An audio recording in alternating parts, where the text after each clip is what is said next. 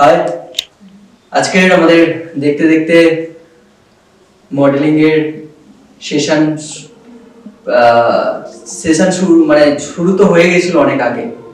আজকের দেখতে দেখতে আমরা মডেলিং এর যে আমাদের প্রজেক্টের নাম ছিল চাঁদের আলো, সেই চাঁদের আলো সিজন 7-এ চলে এসেছি। মানে এটা 7 নম্বর সেশন চলছে। থ্যাংক গড আপনাদের ভালোবাসার। হয়তো 6টা সেশন কমপ্লিট করে আজকের আমরা 7 নম্বর সেশনে এসে পৌঁছে গেছি। সবথেকে আজকের মজাদার বা আনন্দের বা গৌরবের একটা বিষয় হচ্ছে যে আমাদের আজকের এই যে আমাদের মডেলিং শ্যুটটা করছি তাতে আমরা 3জন সুন্দরী মডেল পেয়েছি।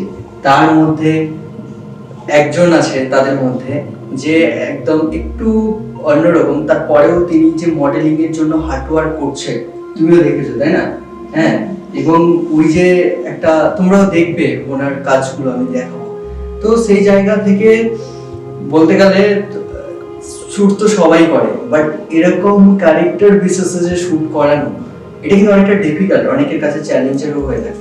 তো সেটা আপনারা দেখবেন, আমি কি বলতে চাইছি সেটা আমি দিয়ে দেবো, আপনারা সেগুলো দেখবেন। আর বিশেষ করে আর যার কথা না বললে নয়, আমাদের প্রথম একদম মডেল হিসেবে যিনি ছিলেন আমাদের সুন্দরী খাতুন, ঠিক আছে?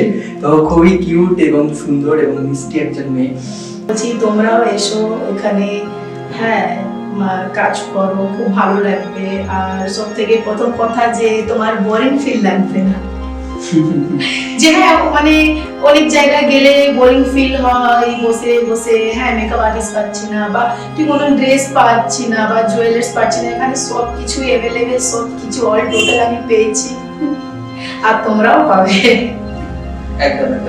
চলো আজকে আপাতত এতটুকুই। আপনারা দেখতে থাকবেন সুন্দরীর সঙ্গে আমার এখন মানে আজকের দিন থেকে শুরুবাতটা হলো, মুলাকাতও হলো আজকে।